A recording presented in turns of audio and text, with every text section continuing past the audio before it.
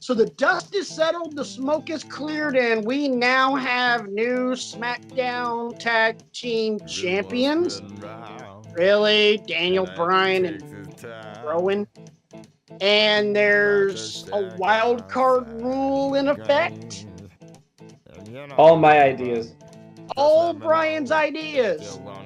Would you like to know my thoughts on them? I don't care. They're terrible. One of these days, I'll come up with a concept you can get behind. I get behind a lot of your concept. Welcome to this week's episode of Wrestling with Egos, the single most dangerous wrestling podcast in all of the world. My name is Patrick Swafford, and alongside me, my tag team partner, my good brother, right there, Mr. Brian Kriego. How are you, good sir? Doing well.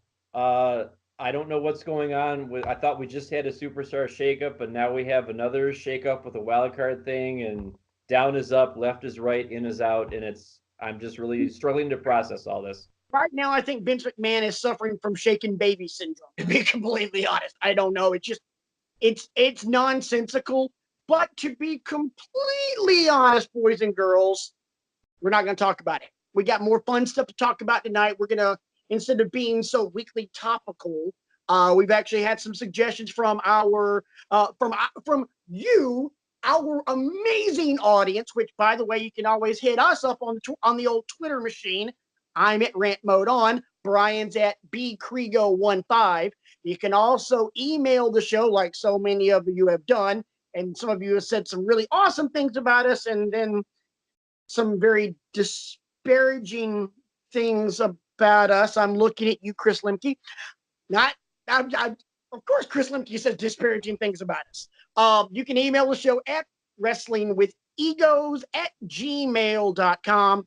And then, of course, there's our little Google site. I don't know why I always say site twice, but Me neither. Whatever. You say lean, mean, wrestle talking machine, so get over it. Actually, to be fair, you've been saying that more over the past 3 weeks than I have. So I'm just sitting back and watching watching it happen. I know. I'm trying to get you over on that and just let you kind of have your fun. But you can always check out our site at bit.ly/withegos. Actually, I don't know about you, but in my house, I got a studio audience for at least a half a minute. Wonder Boy. Yay! Wonder Boy and his friends are getting ready to leave. So nice. Thank you for being a part of the show tonight, gentlemen. Yeah, man. Yeah, man. But so much to talk about tonight. But the first thing I actually wanted to talk about was something kind of topical. There's a rumor going around right now in terms of WWE that right now, both the USA Network and Fox are putting pressure on the WWE to end the brand split, which might be why we're seeing this wild card rule go into effect. So without really getting into whether a great idea, bad idea, whatever, I pose this question to you, Professor Brian Kriego. Even though you're not a professor, on this show you are. Because you are the intellectual savior of the wrestling masses. I pose this question to you, dear professor, my scholarly best friend that you are. You're in charge. And I don't mean you're the pencil. You're not the booker. You're Vincent freaking McMahon. What are you going to do? There's no brand split, and you're about to roll into October, where SmackDown now goes live on Fridays on Fox. What do you do? What do you do? I told you in the prep tonight that's a dangerous question to pose to me.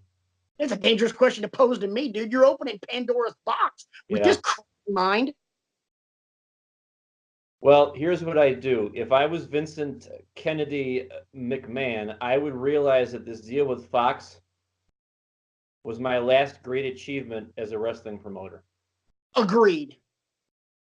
And I would stroll out on the first SmackDown that aired on Fox, and I'd grab a microphone and I'd say,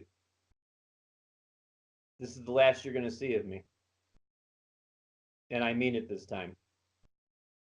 And I would hand the keys to Triple H, because if I were Vince McMahon, I would sit down and I would take a long, hard look at things that have been happening over the past several months and even the past several years. I'd look at all the questionable booking decisions that I've ultimately had my stamp on. And I'd finally have the epiphany that, look, I've run talent into the ground. I've run Shinsuke Nakamura into the ground. I've run Rusev into the ground. I've tried to force feed Roman Reigns to everybody. I've botched the Nexus. I've botched, just on and on and on. The League of Nations. He botched the League of Nations. That could have been something. I mean, I like to see actually. Yeah, I like to see the positive in everything. But I watch the product now, and it sickens me the way that talent is just being put up on a bookshelf. No, we're not going to use you the way you were intended to be used. But that would be my action. All right. And then I would just, here's Triple H, and then Triple H can come out and do Triple H things like he's been doing at NXT, because we are both very appreciative of the product that they're putting out there on a weekly basis, I might add. Darn near at NXT. I mean, yeah, they have hiccups every once in a while, but that would be what I would do. And I would get back to wrestling with a little dash of sports entertainment thrown in, because we need our sports entertainment here and there. And I would just get out of the way. I would trust my people, and I would get out of the way. Cool. Let me ask you a question. Right now, we have a Universal and a World and a WWE champion. What do you do with the top prize in the game if there's only one roster? We probably have another unification situation like we've had in the past. Okay, which belt are you? Yes. I'm going to keep the WWE Championship because it's got the lineage. I've had discussion with some friends, and they were like, "Oh, I'd keep the Universal title. It's cool." I'm like, "No, it's not. It's disgusting. It looks stupid." And you just call it let's keep it simple. Just call it the WWE Championship. Oh, no. And we'll have a tournament, because I love tournaments. I think tournaments are cool. Have a tournament. Put your 32 best guys in it, and have it go over the course of 4 or 5 weeks, and then you make it come to a head at the Royal Rumble or something like that. Yeah. Or WrestleMania, depending on the timing of it. Oh no, you could time it. You could totally time it. I mean, really and truly, if you were to make this decision in October, I mean, you could hold off and, hey, I'm going to hold up the championship. There's no WWE champion right now. Impress me. So earn it. Was there anything else you wanted to add before I kind of take over? You'd probably have to do the same thing with the women's championships. Well, right now you don't have to worry about it because the same chick has both. Right. Becky, 2 belts. But you know what I do? I just make Becky a brand new belt. Go, here you go. Yeah. Make it like a gold belt, like all gold or something like that. You know. But I mean, what I would do, keep that white strap. Yeah. But just go like gold just gold and like a black base. Yeah. That would be slick. Yeah, it'd be just gnarly. I'd love it. But you look at this as a blank canvas. Here's you want a chance to right all your wrongs. Here you go. I guess I see on the one hand why Vince liked the brand split, because in theory, it puts less mileage on the superstars. You're not traveling as much. You're not performing as much. You're not doing as many matches. But with ratings being what they are, you kind of have to keep trotting Reigns out there and keep trotting AJ Styles out there and Rollins and so on, and Kofi Kingston to try to get your ratings, whatever you can get. We have a Universal Championship on Raw, which was not defended on Raw this past Monday. However, we had Kofi defending the WWE Championship on Raw against AJ and Sami Zayn. Fine Okay. match. Oh, great match. But we're going to defend SmackDown's title on Raw. And It's Seth Rollins confusing. doesn't have a match. Yeah. All right. Here's what I'm doing. What do you do?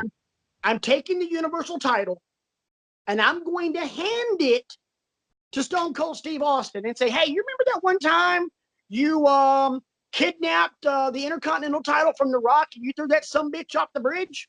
Yeah, make this happen. Make it happen. Just go find you a bridge with a nice big old river and toss that damn thing. Either that or,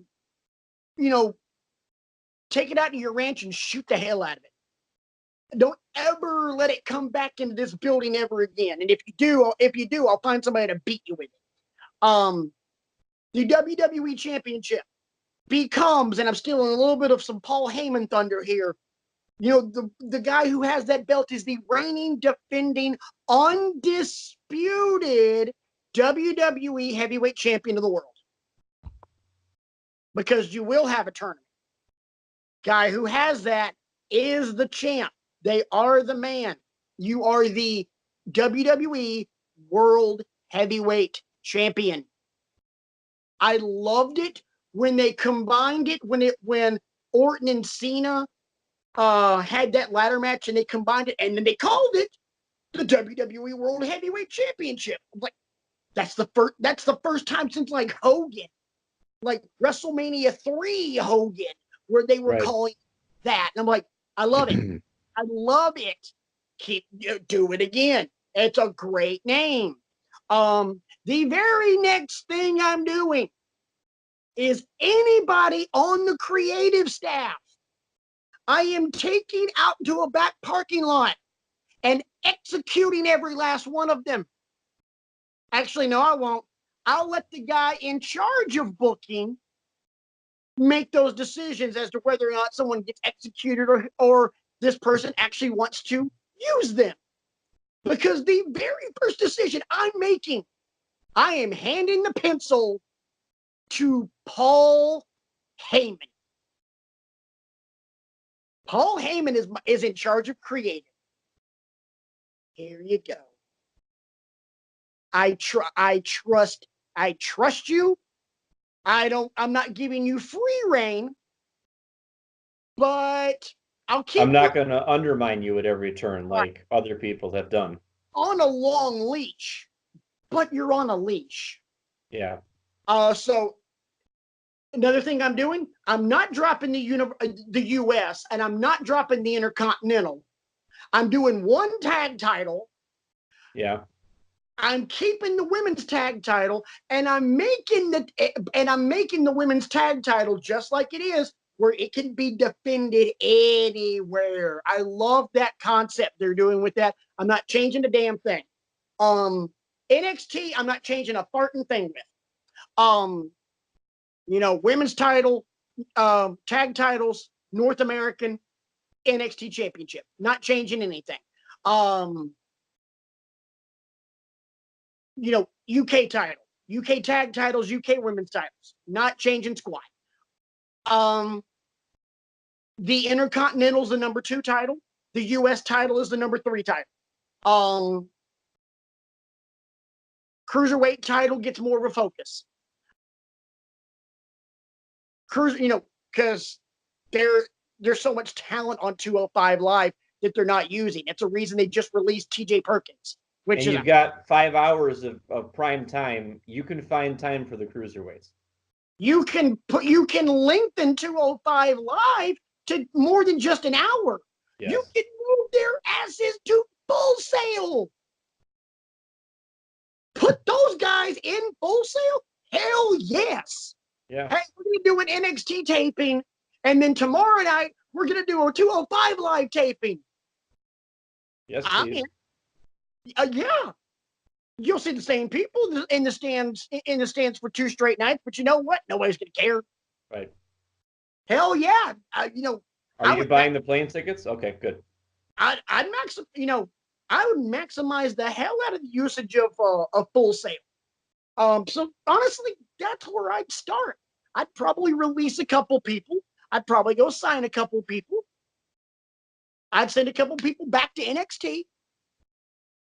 I'd bring a couple people from NXT up, namely a guy that likes to walk around the ring with his 3 friends and put 2 fingers up in the air and say his name, baby. Baby. Oh yeah. Next thing I do is I go to bed that night, and before I do, I drop down on my knees and I start praying to God. And I simply ask, Lord, can you please make sure Tommaso Ciampa's neck heals perfectly so that he may come back to the ring? Amen. Amen. And amen. Nah. Can I get an amen from the brothers? Well, because Ciampa comes back. Sorry, Ciampa, you're never going to step foot in NXT ever again. I'm going to find the biggest baby face I can, and Ciampa's going to show up and waffle him. Get booed out of the damn building.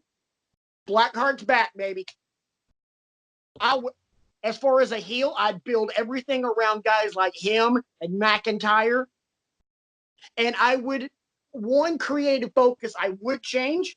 In WWE, it's always the heel chasing the face champion. Oh, no. It's always going to be the heel champ being chased and hunted by that one massive face that we all love, like NXT did with Johnny Gargano.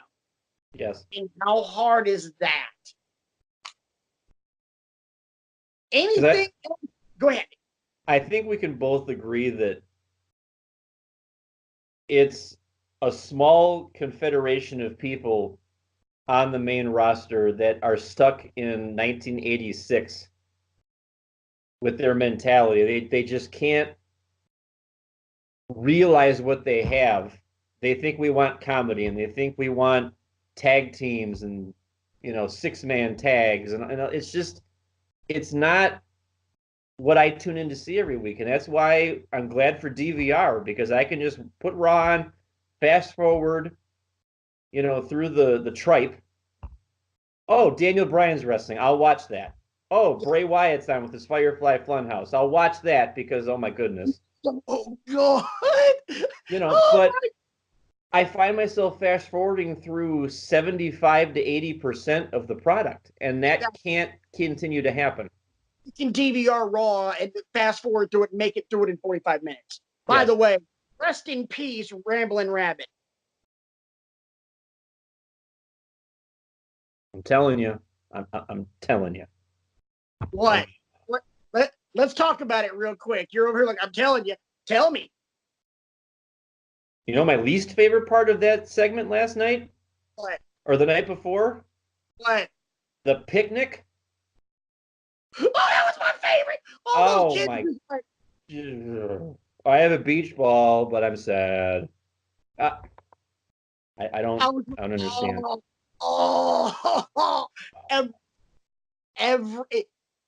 Every time, every Monday night, Firefly Funhouse comes on, that segment, and when it's over, all I can keep saying and all I keep seeing in my mind is literally what I am looking at right now. I'm looking at my camera, I'm looking at you, and I'm just going, I told you. I told you. And I think what we're having with that is just going to get sicker and sicker and sicker every week. We are going down the rabbit hole. No pun intended. Because trust me, Ramblin' Rabbit had a lot of holes in him after Mercy the Buzzard was done. But I love it. I have been marking out.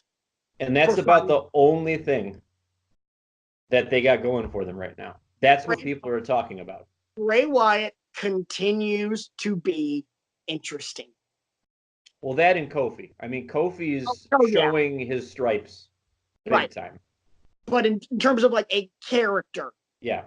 Not the character of a man. A man playing a character. Bray Wyatt continues to be interesting. Yes, he continues to be captivating. And damn it, I love it. I saw this conversation on Twitter, which, by the way, again, on Twitter, you can catch up with your boys here. I'm at Rent Mode On, Brian's at bcrego15. And someone posed this question. Why do we give Chris Jericho a free pass when he's a part-timer that only shows up for big events and championships, much like Brock Lesnar?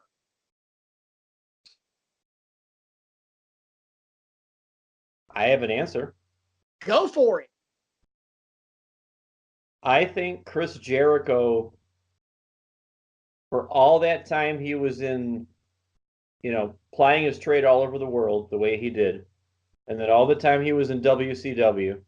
Don't forget ECW. And the cup of coffee he was in ECW for. And then from 99, when he debuted in WWE,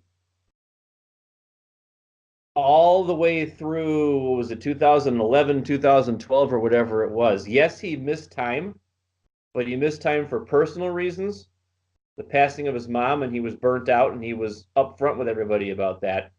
I need time to myself because I'm not working safe in the ring. And they said, go take your time. And then he went off and he did his Fozzy thing, and he discovered that he could be a multifaceted superstar and all that. But when he was employed by WWE, you saw him. If he had a title, you saw him defending it. Right. He wasn't in absentia the way that Brock Lesnar has been for a lot of this second run with WWE. Mm-hmm. And I think that's why I don't equate the two of them. I don't know. Plus, Chris Jericho has earned the right at this stage in his life to do things like these cruises that he's done, to do things like show up in New Japan to run down Kenny Omega, to show up, I don't know if he's working with AEW or not, to run down Kazuchika Okada, who he'll now challenge for the IWGP Championship at Dominion this year. First off, and there was actually a lot of people that agreed with this guy. I can't remember the guy's Twitter handle, and I wouldn't even mention it anyway because we don't throw people under the bus like that. Not here on Wrestling Goes. Those jackasses over at Audibly Offensive Radio might have, but we don't do that here at Wrestling with Egos. What? Oh, wait, that was us. My bad. Moving right along. Nothing to see here. My line. Yeah. Moving right along. Ladies and gentlemen, Professor Kriego over here has this little gimmick that he likes to do, and I'm gonna kind of feed it to him for this one. Ladies and gentlemen, it's time for Wrestling with Egos weekly word of the day. And today, friends, our word of the day is equity. Brian, can you please share with our friends the definition of the word equity and then use that thing in a sentence, please? Well, equity means the quality of being fair and impartial. It also means the value of shares issued by a company, the value of a mortgage property after deduction of charges against it, da-da-da-da-da-da. But I think the definition that we're going to focus on is the value of something. The value of something. The value of something. In this case, the value of one Chris Jericho. Actually, if you don't mind, I will use equity in the sentence. Go on with your bad self. Chris Jericho, because of his 20 plus years in the ring, because of his ability to be able to reinvent himself time and time and time again, has built up enough equity to do whatever the F he wants. And no one has the right to say a damn thing. Jericho has wrestled in Japan, in Mexico, ECW, WCW, WWE. He has been at the top of his game on multiple occasions. And let's be honest, boys and girls, he has been considered one of the best wrestlers on the planet in each of the last 4 decades. The late 90s. No, I'm sorry, 3 decades. The late 90s, 2000s, and the 2010s. If I may, please drink it in, man. Jericho gets things over that shouldn't be getting over, like the list of Jericho, like the fact that, Brian, you're going to get it. Mm-hmm. Do you know what happens? Do you know what happens when you denigrate me for choosing when and where I wrestle and who I want to wrestle against and what belt I want to go for? Well, do you, Patrick? You just made the list. First off, I didn't denigrate the fact that Jericho did that. I'm all for it. I know. Okay, random guy on Twitter. You just made the list. See, the thing is, he can do whatever he wants because no one questions whether or not he loves this product that we love so much. Agreed. No one questions his devotion to the art and the sport and Jenny Counter #1 of professional wrestling. Brock Lesnar's a freaking mercenary. Brock Lesnar's going to go where the money is.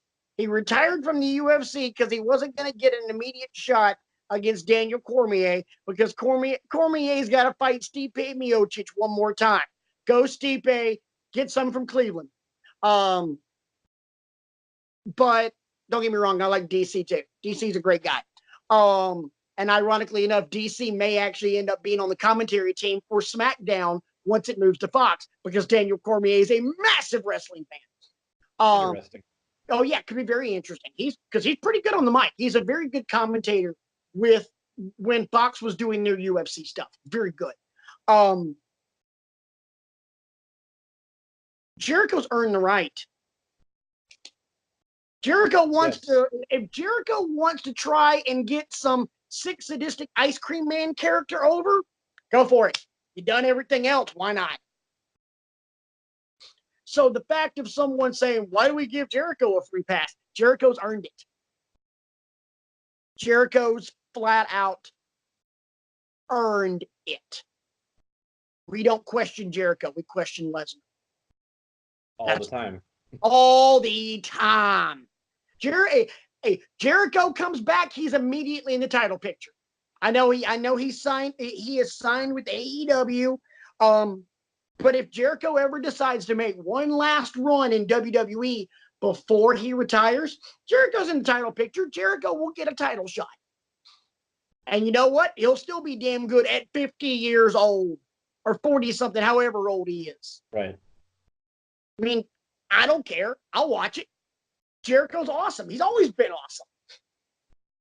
So I can't remember the name of this guy, but you know what? It's not the fact that you made the list. You're just a dumbass. I mean, you need to get your facts straight before you go spouting off on Twitter. Let's go a little Jericho on this from like early 2000s. You're an ass clown. that was one of his better ones, except with the exception of his interactions with Stephanie McMahon. Be sleazy. No, you can't. No, don't go there. We're going to stop you right there, sir. By the way, a good conversation if you're perusing the WWE Network. Patrick's WWE Network Choice of the Week. The Live with Chris Jericho interview with Chris Jericho and Stephanie McMahon. It's funny because they just poke fun at everything and mostly at her. And she's just as brutal towards herself as anything else. They discuss Stephanie's plastic surgery.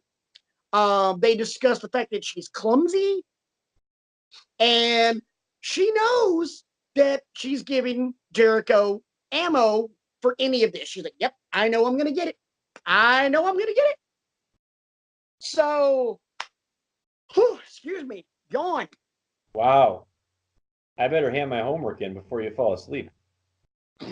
First off, I can fall asleep in the drop of a hat. Just ask the bride to be. Just ask the lady of the house of blue and white. She knows. She's timed me. It's both scary and impressive at the same time. Yikes. I'd like to point out that in the corner of my eye, I see her on the other end of the couch, and she's doing this. We will not put the camera on her because she is at work. She is doing work right now, and since she works in the medical field, me putting the camera on her on a video cast would be a HIPAA violation. We're not going to do that. We don't want another letter from Standards and Practices, so you better. Yeah, or lawsuits. Right. Yeah, because John Doe's information gets out of the internet, I'm dead. Yeah. I will remind the people what my homework from last week was, and I, for the record, am very glad to have been given this homework because you're welcome. You were correct that this was 15 minutes of wrestling that I needed to see. My homework comes from the 2017 edition of the Cruiserweight Classic, which for those of you fine folks out there with the WWE Network probably already know that the CWC has its own streaming section of the special features on the WWE Network, so it's easy to find. And for the record, if you did not watch any of the Cruiserweight Classic, immediately turn in your wrestling fan card now because you have no business calling yourself a wrestling fan for not watching this. He speaks the truth. Your wrestling card. Stop this show right now at 30 some odd minutes in. Just hit pause. Watch the entire tournament. You won't regret a single damn match. Some of them do it. And watch them. They're all good. Some of them are great, and then there's 2 or 3 of them that are just. And this of which I'm about to discuss with you all right now. This is probably the gold standard of the entire WWE Cruiserweight Classic. The match I was given was a second round match between Cedric Alexander, who is now on SmackDown. I am. Yes, he is on SmackDown now, full time. This was the match that got. Yes, this was the match that got him signed. He was just on a tryout at that point. We're going to put you in this Cruiserweight Classic and see what happens. And he wrestled a man who I will admit that before this match, I had never seen wrestle before, and I need to get more of him in my life. Oh, yeah. Because I have had an experience watching this match because of one move in particular, which I'm going to discuss in a moment. One Mr. Kota Ibushi. The golden star of New Japan, and currently the reigning defending IWGP Intercontinental Champion. Ibushi is a beast. I queued this match up and I started watching it, and the first thing I noticed was the way that the match was presented to people. You know, you got respect before the match started, refs telling him shake hands. I thought that was pretty cool. Yep. And I would assume that happens for all the matches. Yep. And even after the match, it was a little bit like boxing because you got the 2 guys in the center of the ring and the ref raises Kota's hand to signify that he's the winner. So I thought that was nice. I thought that was like, oh, it's pretty cool. You know, not only do Kota Ibushi won the match. Yes. So I'm watching the match and I'm like, okay, that's good. You know, it's nice. Okay. And then about, I think it was 5.5 minutes in, Kota catches Cedric with that thrust kick right across his neck. Yep. And the sound echoed throughout my living room. Mm-hmm. And I don't remember what else I was doing at the time, but I stopped whatever else I was doing. I don't know if I was writing notes and I'm like, I don't need to take notes now. You have my attention. Kota Ibushi kicking somebody is something I don't want to ever have to. I would rather take a chop from Walter than get kicked by Kota Ibushi. That's a profound statement, sir. There is only one dude in wrestling I would least like to be kicked by than Kota Ibushi. The only thing I can imagine worse than that is the artist formerly known as Hideo Itami. Okay. Good. Oh, no. Hell no. I mean, and the phrase I used to describe this match from that point on, because they were feeling each other out the first 4 minutes, you can tell. But from the point when Kota laid that kick in, that match got smooth as silk. Yeah. Kota didn't have it was effortless, the things that Kota was doing.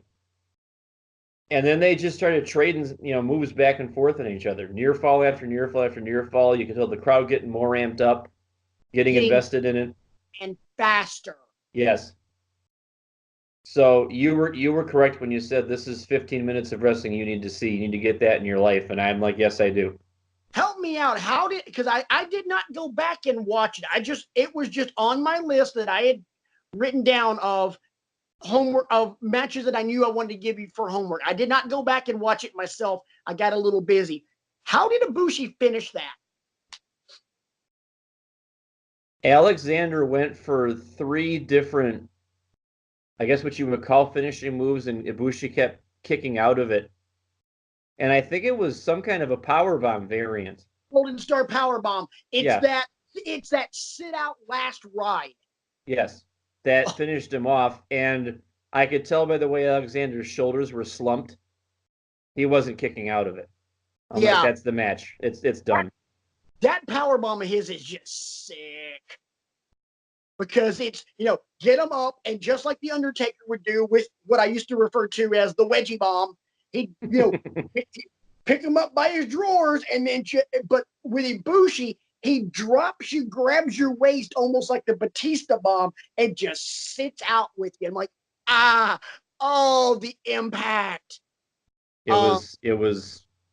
Did he also do the Golden Star, the Golden Star Triangle moonsault, where he ran to the corner, jumped out, and then did the moonsault to the floor?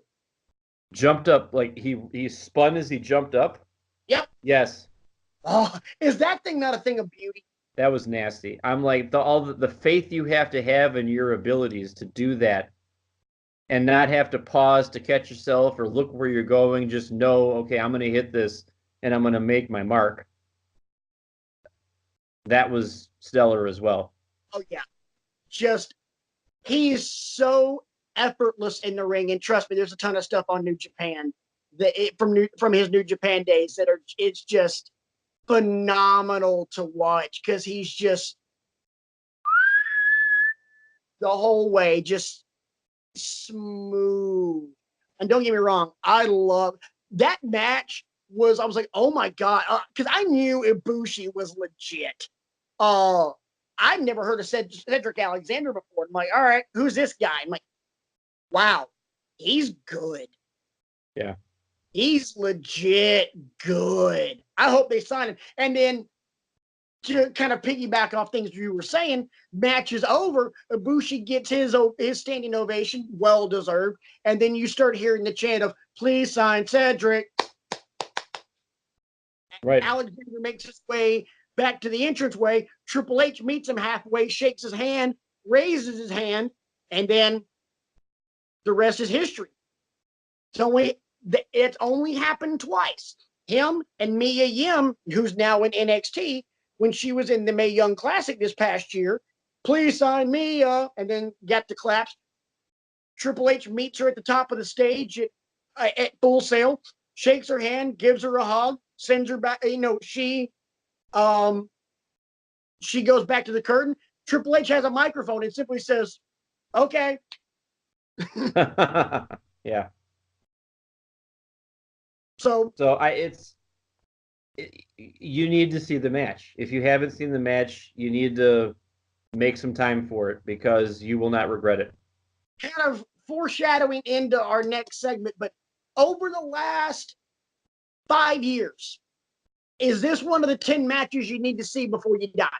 Yes. Over the last 5 years, definitely. Okay. I'd So struggled thinking about matches over the last 5 years, sad to say, which just kind of runs back to what we were saying before about the product and how it's being booked right now. But this is definitely one of those matches you need to see. can I get my letter grade, dear professor? How did I do? How did I do submitting this for homework? This is an A. I mean, this is an A because it's nice and tight. I'm fighting for my A plus here. Will you give it to me, or is it just an A? Be I'm gonna honest. I'm gonna say it's just an A Yeah.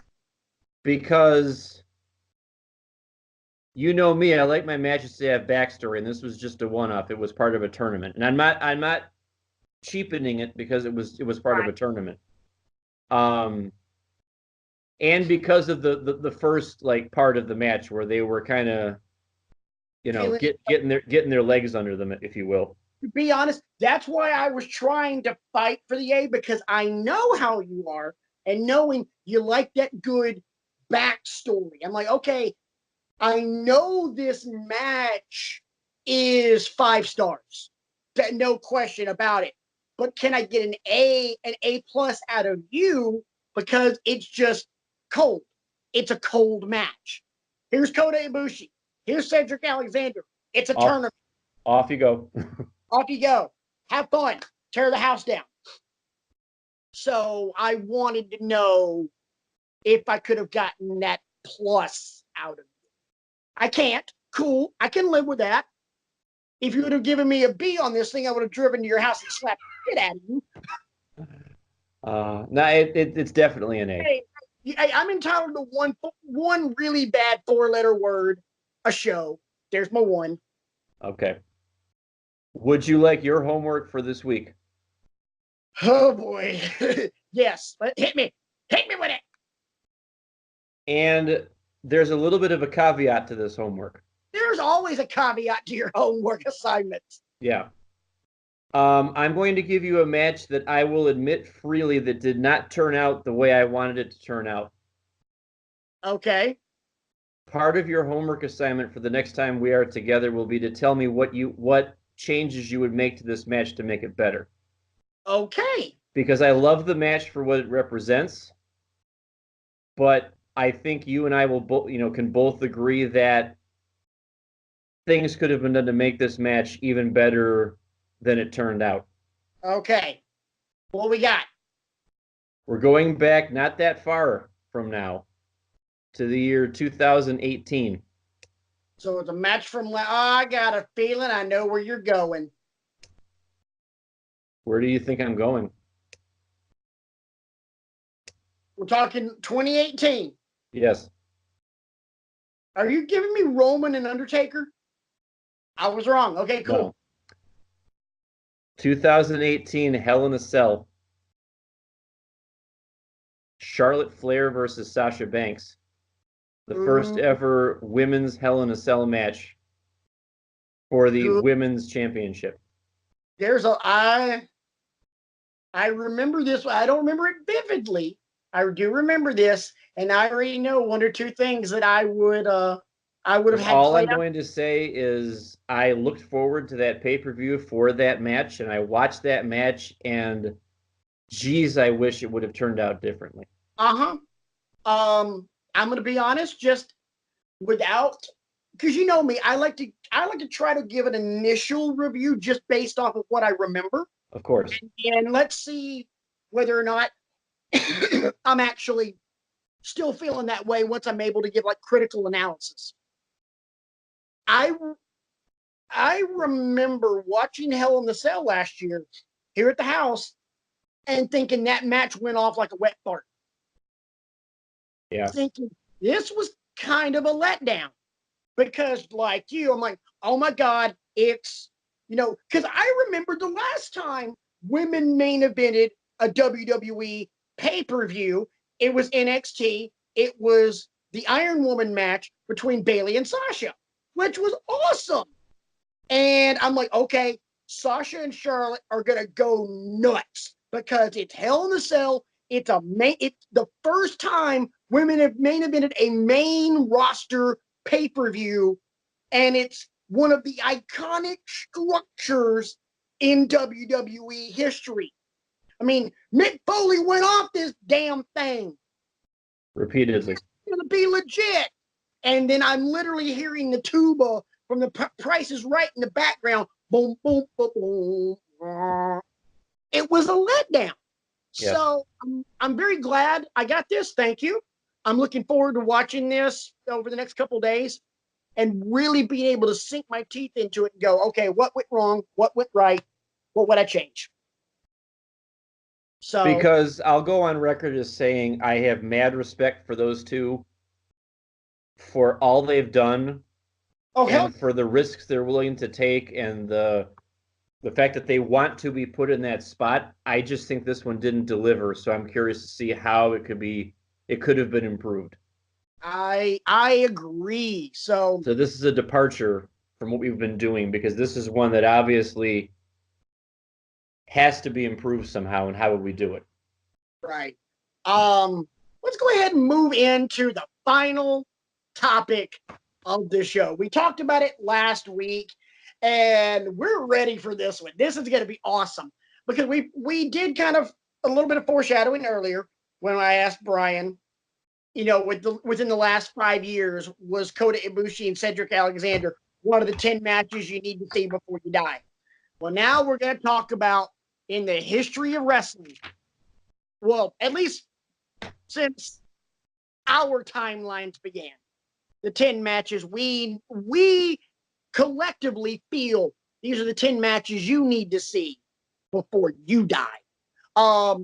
Couple of these matches were all Brian's submissions that he argued a very valid point why it should be on. Some of these matches are points that I made that Brian agreed, and then there are some matches that we both wrote lists for matches that we think needed to be on there, and some of these matches we both agreed. And okay, if we both agree it needs to be on the list, well, damn it, it's kind of automatically on the list.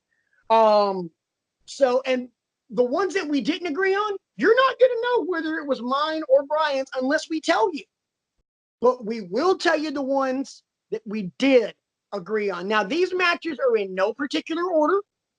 It's not going to be all of Brian's and all of mine, and it damn sure is not, a ranked list of 1 through 10. Because if we were to do that, this show would be done side by side because punches would be thrown. Because there's no way in hell Brian and I could agree on the number one match that you guys need to see before you die. And we have the gauze and the ice packs and the cold compresses and all that stuff handy too, because it would get ugly. Either the Lovebird or the Lady of the House of Blue and White would be filming this thing with the camera in the background screaming, "World Star! World Star!" We'd have a different kind of YouTube submission if that was the case. I'm just saying. So let's go ahead and get into the list. And you know what? Let's go ahead and knock out the ones that we agreed on that were unanimous choices. And then we'll get into the ones that we had to argue. And Brian's got the list. He wrote it down. I didn't. And to be honest with you, I forgot to put stars next to the ones that were unanimous, but I think I remember them because there were 3 that were unanimous, right? Yes. Okay. We'll fake it till we make it. It's okay. Righto. All right, hit it. Because we're a lean, mean, wrestle talking machine, so we can do this. The first one that I think was unanimous, and again, this is in no particular order, but you need to see it. It's from WrestleMania 3, and it's Ricky Steamboat and Randy Macho Man Savage for the Intercontinental Championship. My opinion and my reason for this is why you need to watch it. This was the first WrestleMania match that overshadowed the main event. Okay, the main event was and the main event of 3 was bleeping Hogan and Andre. Where does it get? But Macho Man and Steamboat stole the show, and it was flawless, bell to bell, Great match. As good as it gets, boys and girls. That's my take. How about you? This might be your starting point. If you're a fan of Wrestling with Egos and you're looking at this list and you want to know where do I start, Here. I'd start with that one because that's one of the first matches I can remember watching as a child. WrestleMania 3 was the first pay-per-view that I remember watching with my dad and with his friend who got the pay-per-views at that point, which was a foreign concept to me. But this was the match I remember going back to over and over and over again every time I would watch WrestleMania 3. I'll do you one better, Brian, and I'm not trying to rain on your parade. I'm simply taking life experiences that you and I have both had. Hey, no, we'll put the umbrella down. You're going to agree with me on this because this story involves you as well. Okay. We have several friends in our wrestling group when we all get together over at Brian's house to watch the major pay-per-views. And one of them especially is our boy Braylon. We used to have these get-togethers over at my old apartment before I moved into the House of Blue and White with the lady of the House of Blue and White. We used to have classic wrestling nights. And yes.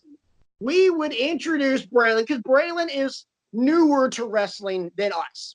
And we would introduce Braylon to crap he ain't seen. And the first thing we showed him was Savage and Steamboat from number 3. So, yeah. And as I recall, he was speechless for most of it. That's your start, huh? As I recall, he was speechless for most of it. Yeah, he was. And he finished, he was like, oh, man, that was dope. Which it was. So, yeah, that's your starting point. What we got next on the list? Let me check that one off so I don't repeat it. Oh, brother.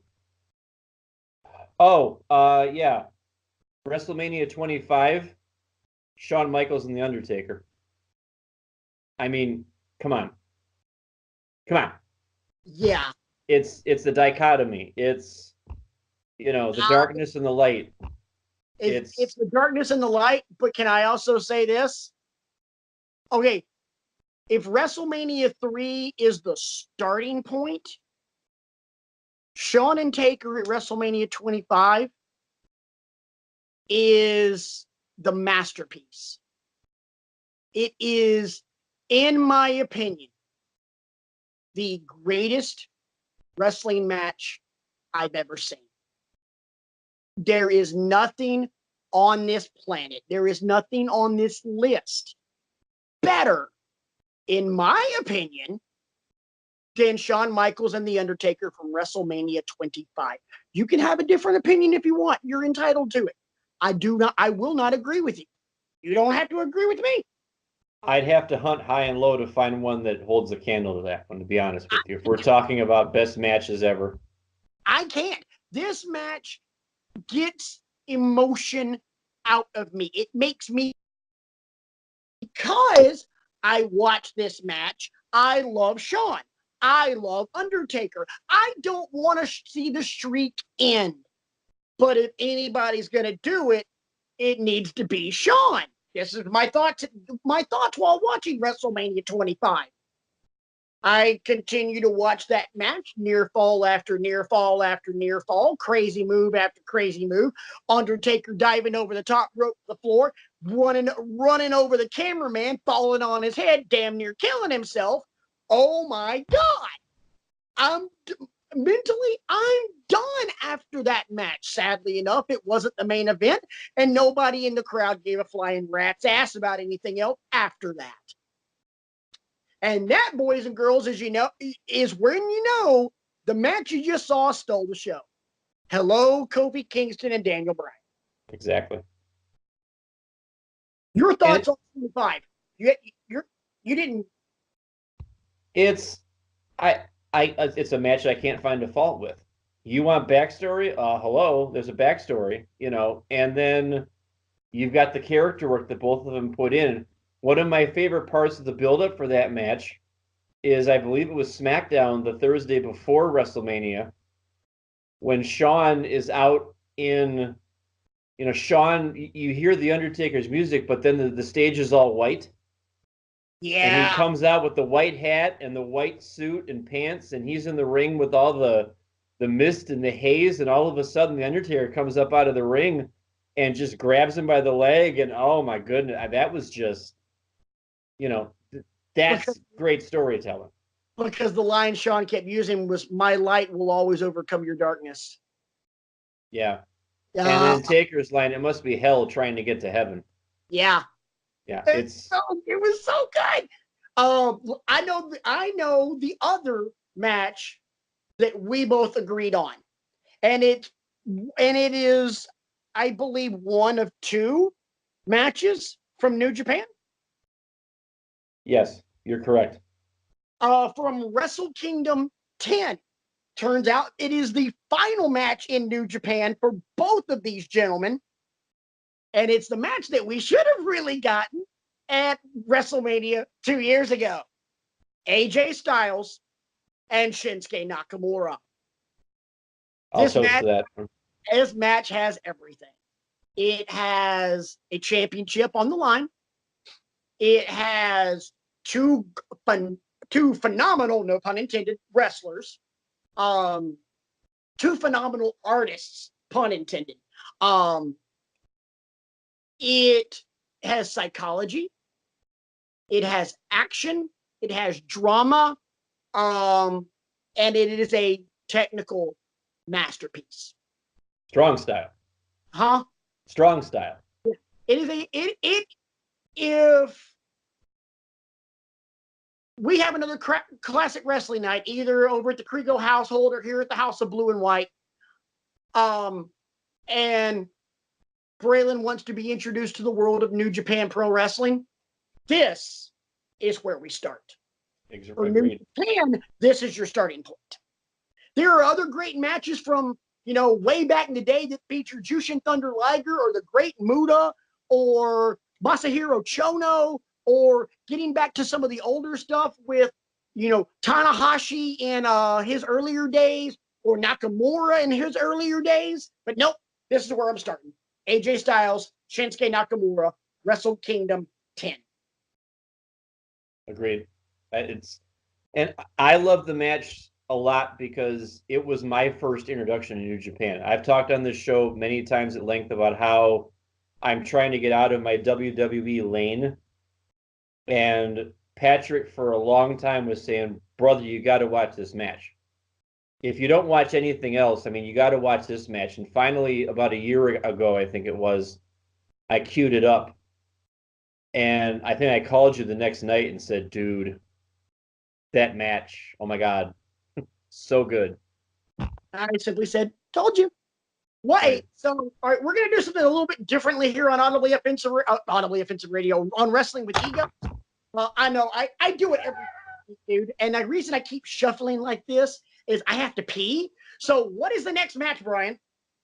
The next match that I'm going to propose is from the WrestleMania 13, the double turn of Bret Hitman Hart and Stone Cold Steve Austin. You get to talk first. I'll be right back. Okay. In the business we call a double turn is when you've got one guy going in as the heel and one guy going in as the face, and then because of circumstances or because of crowd reaction or because of what have you, the roles get reversed. Bret Hart going into this was the squeaky clean good guy who the fans are starting to get a little bit tired of. Stone Cold was making his name and making his hay as the anti-hero, and the fans just thought that was cooler. So throughout this match, you see Stone Cold being cheered, you see Bret Hart being booed, and the greatness ensues because you have the iconic image in this match of Bret Hart cutting Austin open with the ring bell.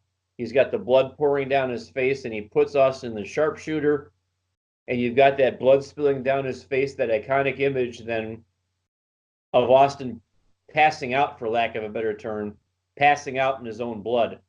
So he never actually taps, but Ken Shamrock stops the match because Austin legitimately can't continue. And you've just executed a double turn where Austin goes on his upward trajectory, and you're left with Bret Hart struggling with the fact that, why don't you want to cheer for me? I've been doing all this stuff for you for all these years, and now This guy comes along, I can't handle it. I'm not used to being in this role or put in this position. What gives? And it sends Bret Hart off on the trajectory of the anti-American, Canada's better, and all that kind of stuff. So I've loved this match from the drop, Oh yeah. pretty much. For the record, this 60-second potty break was brought to you by Starbucks. Nicely done. Thank you. And I'm really glad you were able to fill. I actually had, luckily, the volume carried throughout the house enough. I heard most of it through a couple of walls. I love this match 3 because it was, like you said, Austin never tapped. Austin didn't give up. Right. And it was an organic transfer. Bad usage of the word. An organic shift from heel to face. Austin never changed. Never once changed who he was.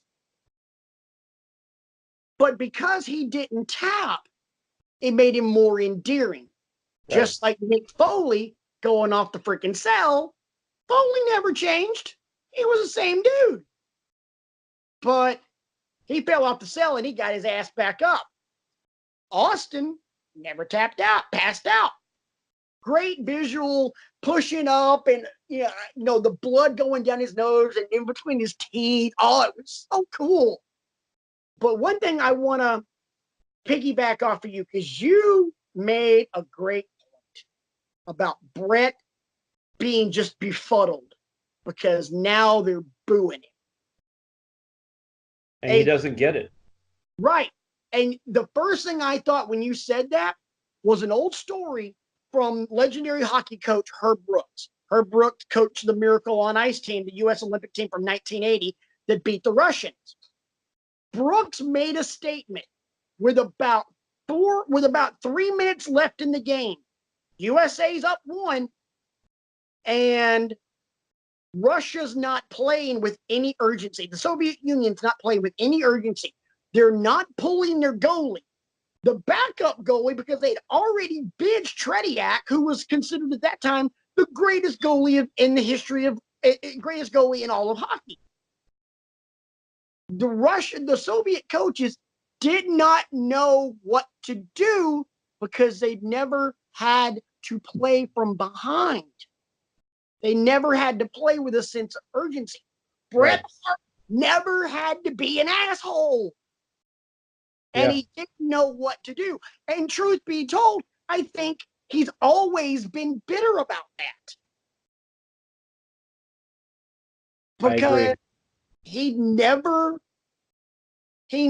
had to deal with anybody booing him. Because when he was working for his dad, he was beloved in Calgary.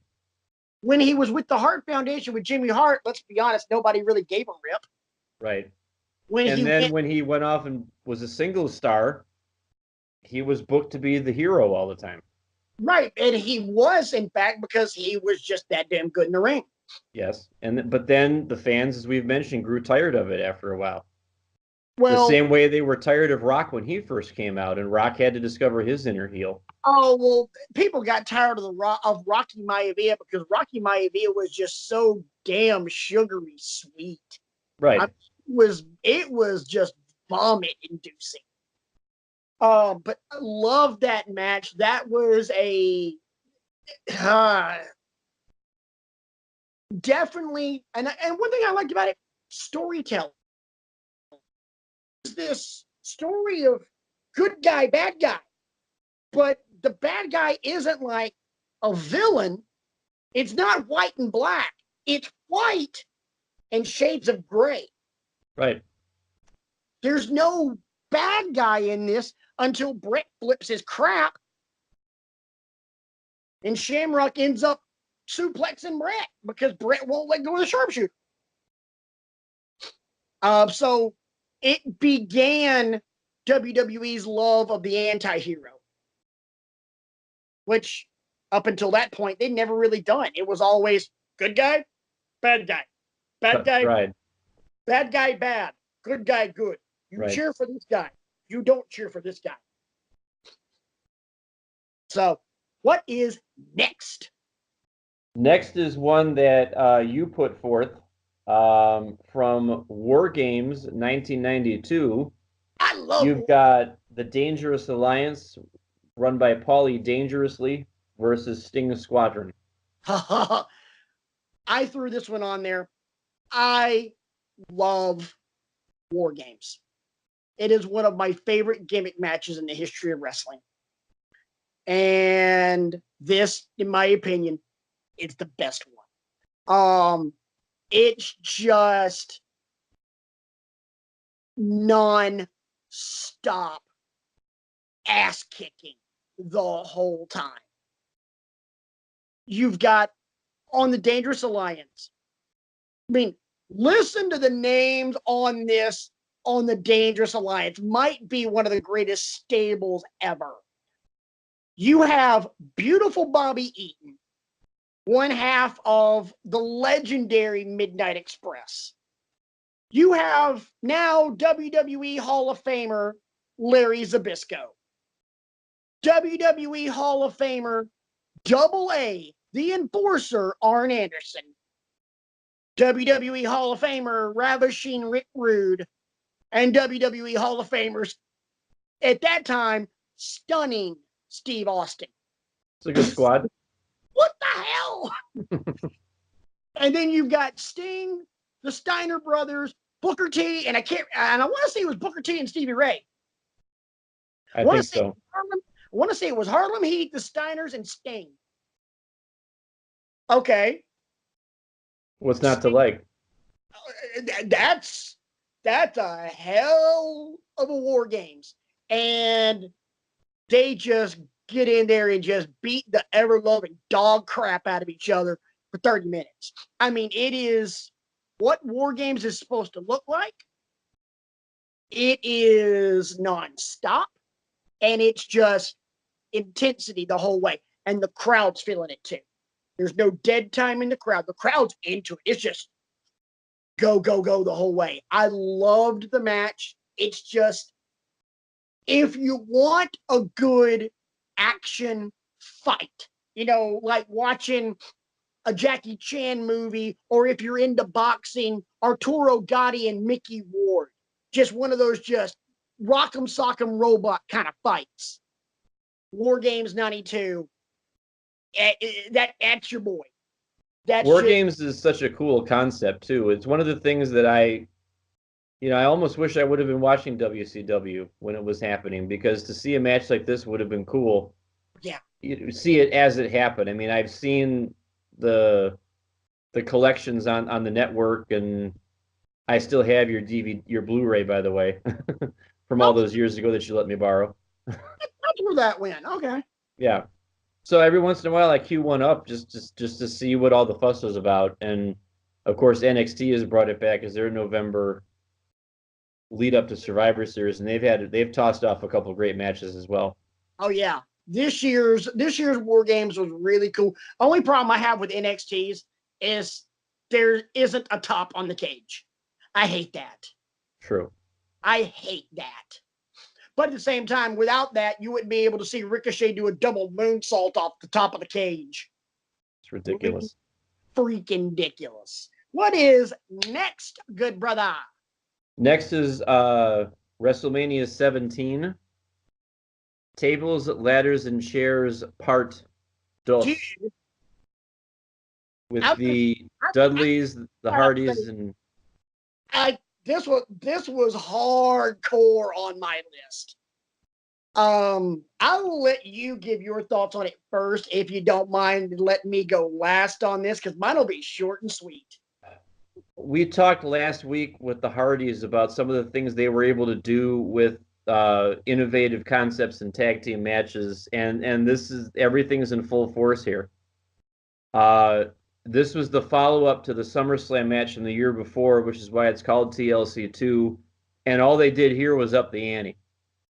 because now not only do you have the Dudleys, Edge and Christian, and the Hardys involved, but the Dudleys get Spike involved, Edge and Christian get Rhino involved, and the Hardys get Lita involved. So now you got 9 people, you know, taking a moment to make sure my math is correct. Yeah, you got 9 people now getting involved in this, and just a demolition derby. And the lengths they were willing to go and the trust they put in each other to make sure all of them got over, just top notch, bar none, in my opinion. And then there's the Jeff Hardy Edge spear off the ladder while Jeff Hardy's hanging above the ring. That is like the highlight of any match. Remember how I said Shawn Taker 25 was the greatest wrestling match of all time? Yes. That spear at WrestleMania 17 is the greatest spot of all time. And I love Edge's comment about that too, because it's on the You Think You Know Me DVD that they put out several years ago. They asked him, I get asked all the time, how many times did you practice that? And Edge is like, are you kidding me? Am I gonna practice that? No, we just did it and hoped it worked. Hope I didn't DDT myself. Right. Is Jeff gonna walk? Am I gonna walk? Okay, good. We're gonna continue the match. How do you practice something like that? All right. Here's all I will say about TLC 2. Without that match, we do not have Money in the Bank.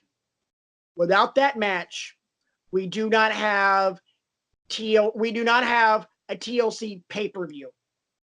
Without that match, ladder matches as we know them do not exist. All 9 of those people, you kiss their asses, you bow at their feet, because without them, we wouldn't have anything that we have as far as ladder matches now. Agreed. The end. The end.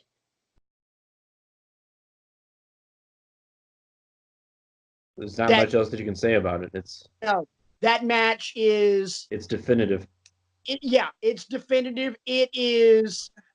If you were to ask me to narrow it down, this is my opinion, of course, one of the 3 matches you need to see before you die. It's that good. High praise indeed. I love this match. Next is another entry from you in a match that I am going to go on record as saying I need to watch in the very near future to see what all the fuss is about. From 2018 New Japan Dominion, the 2 out of 3 falls match, Kazuchika Okada versus Kenny Omega. Holy crap. First off, anybody that's going to watch this, you need to devote about 90 minutes of your time. It is a 2 out of 3 falls match that goes 90 flipping minutes. And strap yourselves in, cats and kittens, because it is not a walk in the park. It is a push the whole way. This is just one of those athletic contests. This is a great wrestling match because, and the backstory is the rivalry between Okada and Omega, because they're considered 2 of the very best wrestlers on the planet. Dave Meltzer, with the Wrestling Observer newsletter, who is, in my opinion, a joke, but whatever. He always likes to give these little, 5-star ratings for his matches. Every match that Okada and Omega has had, they've all been 6, 6.5. This one he gave 7 stars. I'm like, okay, shut up, Meltzer. But you can't really argue it. As an athletic contest, you're not going to get one better. I think you get a better story with Taker and Shawn and some other ones that are on our list. But bell to bell, I got one for you, Brian. Bell to bell, Ibushi Alexander cannot hold this match's jock. Well then. It does not even have a seat at the table compared to Okada Omega from last year's Dominion. Might as well give myself some homework then. You know what? We both have homework for next week. Okay. We're not going to have much to talk about next week except AEW's Double or Nothing. No argument here. Next week, unless something happens in WWE that sets the world on fire. So we both have homework. Done and done. I've got Charlotte and Sasha from Hell in the Cell last year, and you've got Okada and Omega from Dominion. All right. I accept. Let it be written, so let it be done. Quote the villain. I'm not bored. I couldn't say never more because we still got more to show today. Right. Next is another one that I lobbied for. 2011 Money in the Bank. You've got John Cena versus CM Punk. And the reason this needs to be on here is, again, on Mr. Backstory, there's a lot of backstory in this one. You've got CM Punk cutting his pipe bomb promo a couple weeks earlier. A watershed moment, in my opinion, in the last 10, 15 years of wrestling. Yep. And then you've got John Cena, Mr. You Can't See Me and Mr. All-American and the Chosen One and all this stuff. Mr. WWE. Mr. WWE. And, I love this match because, again, talking about anti-heroes from before, clearly CM Punk is in the role of anti-hero here. You shouldn't be rooting for him, but you are, in spite of yourself. They definitely are in this match because they're in Chicago. Yes. We all know I love Chicago. Punk's from there, and he's kind of God. Yes. And yet another thing I love about this match is Punk makes Cena wrestle. Yeah. It's not 5 moves of doom Cena and, pandering to the fans and do and all that kind of stuff. It's a wrestling match. He does a fireman's carry on CM Punk. He actually does some amateur wrestling with Punk in this match. And there's supporting characters that play their roles to a T. You got John Laurinaitis involved, and you got Vince involved, and you got it's done masterfully. And what happens after this is a letdown. That's another story for another day. But this match, in and of itself, and the build leading up to it, top notch. Part of the story building up is Cena's the champ, CM Punk's the challenger, and his contract expires at midnight. Wonderful. That was the riveting part of it. I liked the match. You made some very valid points when you argued it. So I graciously conceded because I was like, yeah, I can't argue. But the thing that hooked me on this match was, what are they getting? There's no way they can let Punk leave if he hasn't signed a contract. And he legitimately, that was so good. Laurinaitis is coming out to do the old Montreal screw job thing because Cena's got Punk in the STF. Cena slides out of the ring, drills Laurinaitis like it's Mike Tyson versus Peter McNeely. Slides back in the ring. Punk catches him. 1, 2, 3. Has the belt. Goes to go over the guardrail. Sits on the guardrail. Blows Vince a kiss. Goes up the stairs. Good night, everybody. So good. I was like, that's how you write a story. That's how you finish a story. It's kind of like when we've talked about movies and you have this suspenseful, horrible ending, and then you just let it trail off. Like, if anybody's ever watched Mockingjay, or no, it was Catching Fire, the second one, where Katniss blows up the dome, and now she's picked up and she's talking to Gale, and we got to get back to District 12. Well, there is no District 12, and they just center on her face for like 10 seconds as she does this. Just start seething. That was stupid. Okay, let's go back to the second of the 3 Hobbit movies. Dragons flying, heading to the lake town. Bilbo Baggins stands there. What have we done? Cut to black, roll credits. That is how you write an ending. Just like CM Punk going to Vince and then going up the stairs, and Vince just watching his championship leave the building. Like, that's how it's done, boys and girls. Yes, sir. Next up on the list is another one of your submissions. The career-threatening match at WrestleMania 24 between Ric Flair, and Shawn Michaels. This one still hurts to watch. Yeah. Last week we talked about that TED Talk that Eric Bischoff did. And we talked about professional wrestling wants you to feel something.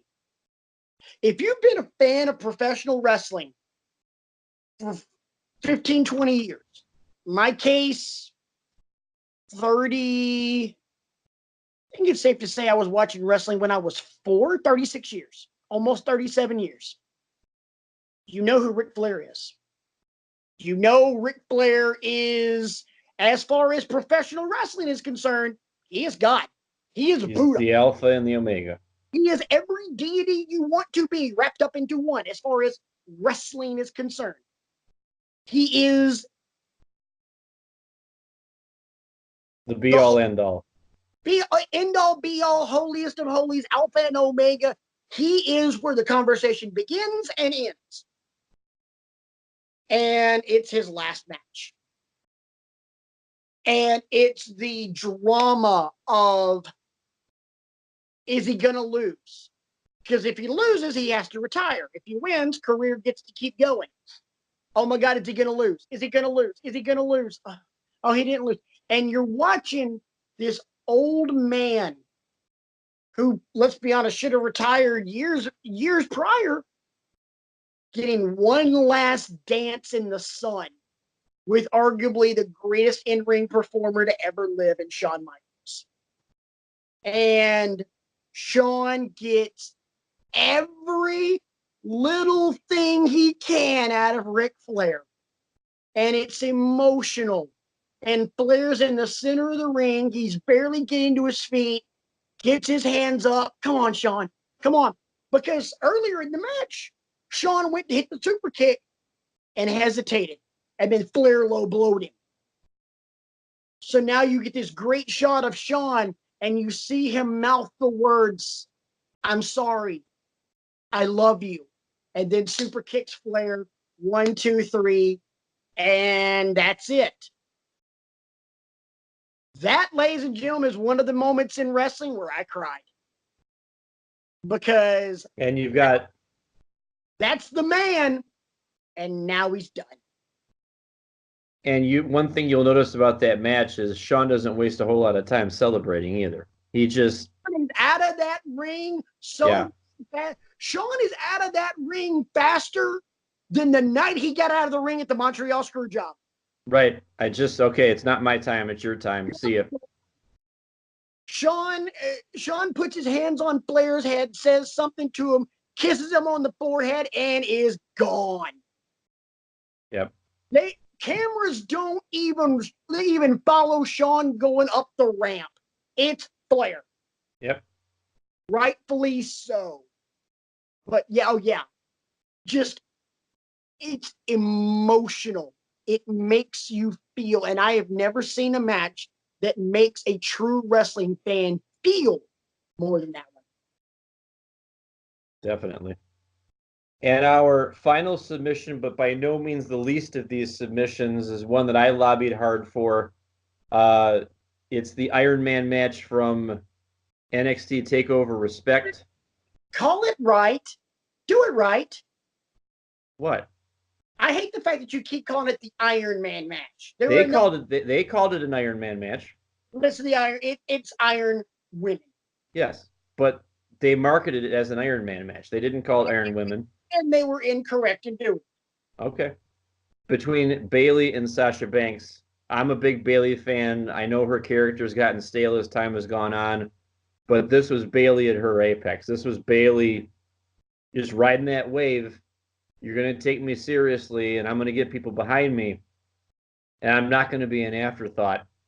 And they were the main event of this takeover, and it was richly deserved. Very much so, because the reason Brian had to lobby hard on this one is because I was arguing, and on my list is Bayley Sasha from the previous takeover in Brooklyn, where Bayley won the NXT Championship. Because I say my argument was without that match, this match doesn't happen. Charlotte and Sasha in Hell in the Cell doesn't happen. And the WrestleMania main event of this year doesn't happen. That one's the OG. Brian made a better argument. Brian won it. Then the idea of the House of Blue and White was sitting on the couch then, and she's like, Brian makes a good point. All right. So I was outvoted 2-1. It's and you can't go wrong with either of those matches that you're talking about. She's right there. Yeah, it's splitting hairs at this point. I mean, you can't go wrong with either one. Mainly, I put this on my list because I love Iron Man matches. I think if you had to say what's your favorite concept match that you've ever seen, I love the notion of an Iron Man match. This is Iron Man Minds War Games. Yes. And Bayley and Sasha prove we can go just as hard and just as long and draw you in the exact same way that the guys can. And we might be able to do it even better than you do it. And something else I want to make a point. I keep going back to this point, whether it's Bischoff talking about it or it's me talking about it, making you what? Feel. And get me emotionally invested. Where did Sasha Banks make you feel during that match? Not what did she make you feel? Where did she make you feel? When she went out and took the headband off of Izzy? And what did you want to do? I know you love you some Sasha, but what did you want to do? I'm like, oh, now I'm gonna come to Full Sail and I'm gonna knock you down myself. Don't you dare pull Izzy into this. I was like, I want to slap the weave off that girl, or to slap the purple. Yeah, because her hair was still purple, right? I don't know why I said weave. She doesn't have a weave. That's her. But her hair was purple, right? That's mining some new depths right there. I mean, that's just okay. Now it's about to be on because you just crossed a line, ma'am. Here's your other catchphrase from me. It's 401. It's heel 401. Right.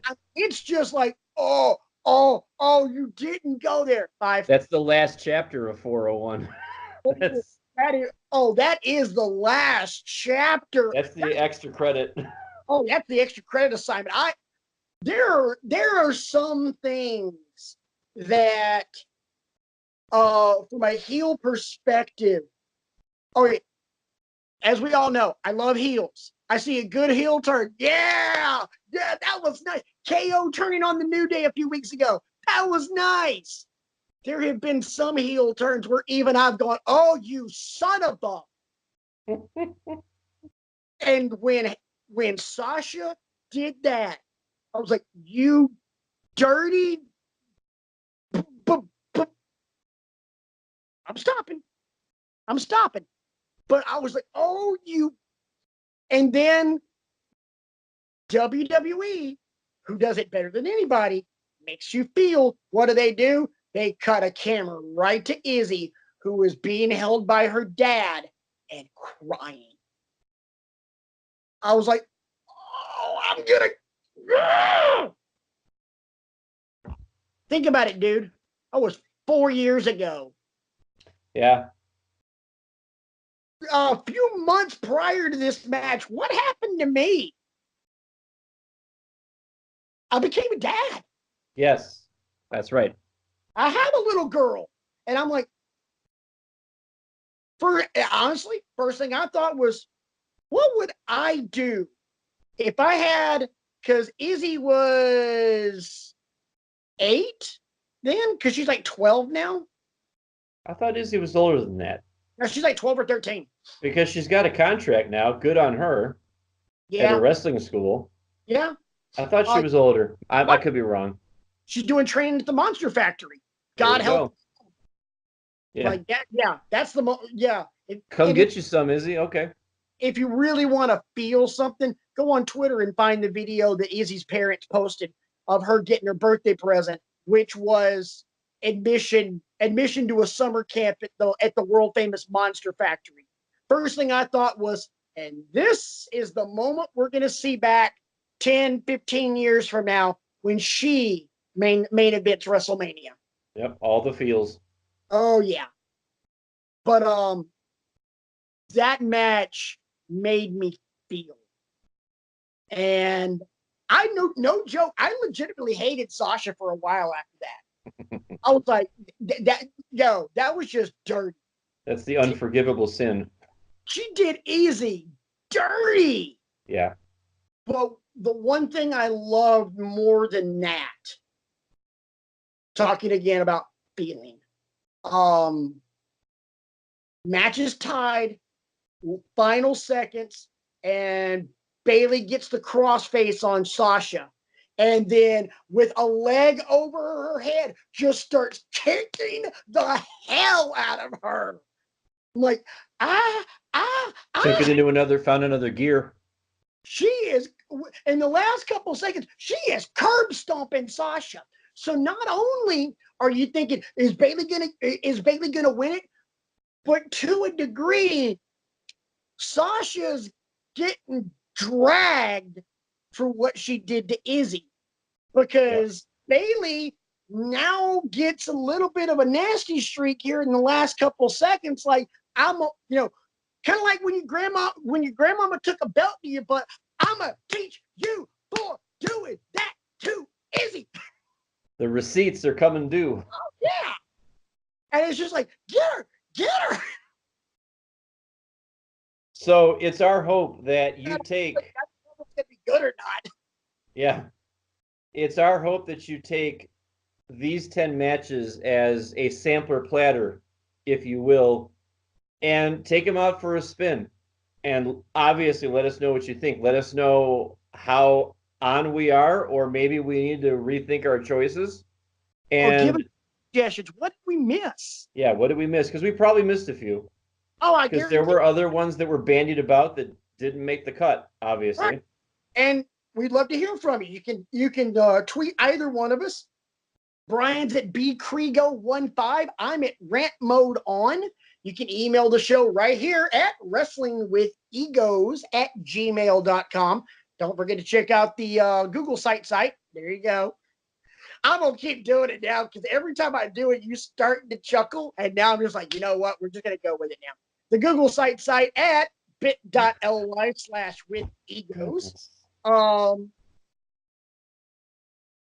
It's a Google site. It's Hey, and we both got to have our catchphrases. That's fine. Mine are goofy and dumb, which par for the course, because goofy and dumb right here, baby. All night long, especially the goofy part. I can be smart when I want to be, whereas he's just smart all the time with his big, gigantic, massive dick. Shenary. My God. I love doing that because you're just like, oh, you look so uncomfortable every time I do it. It's amazing. And the sad thing is, I've been doing it for like 4 years, and you're just like, oh. Yeah, every time it's always the same feeling. It's almost like, please say the last part of the word. Please say the last. Oh, thank God. Oh, the ways I torture this poor gentleman. You know what? We need to do a show devoted to that. The ways I have tortured you for the better part of the last 8 years. That'll be a solo show. I'll tell you that much. Yeah, remember when I walked up a little while ago, got up and walked away for a few minutes to go to the bathroom? Yeah, that'll be the show where Brian just gets up and walks away. And doesn't come back.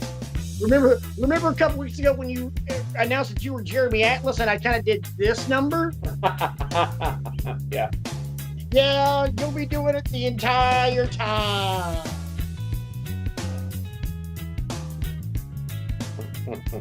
Well, let's go ahead and wrap this bad boy up because let's be honest, the music's been playing for a couple of minutes already. It's kind of like, all right, let's go, wrap it up, wrap it. It's like the Academy Awards, except I'm not leaving the damn podium.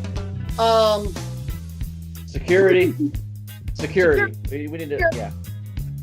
Hey, be sure to like, subscribe, share all of this craziness. If you're checking us out on YouTube, hit the little bell. That way you're getting the notifications whenever we do anything. We're going to start actually posting more content other than the show. Just some random musings between either one of us, solo stuff, all kinds of craziness. You know, we're gonna start branching out. Brian doesn't know about this yet. We'll talk about it later. I have ideas. I'm going to feed him ideas. If he decides to run with them, cool. If not, cool. Because sometimes he thinks my ideas suck, but he's too nice to the guy to tell me. Yeah, music's still playing, so we got to get out of here. For your intellectual savior of this show's masses, Professor Brian Kriego, I am everybody's favorite villain, Patrick Swafford. We will see you guys next week on Wrestling with Egos. And until then, that's our story, and we are sticking to it.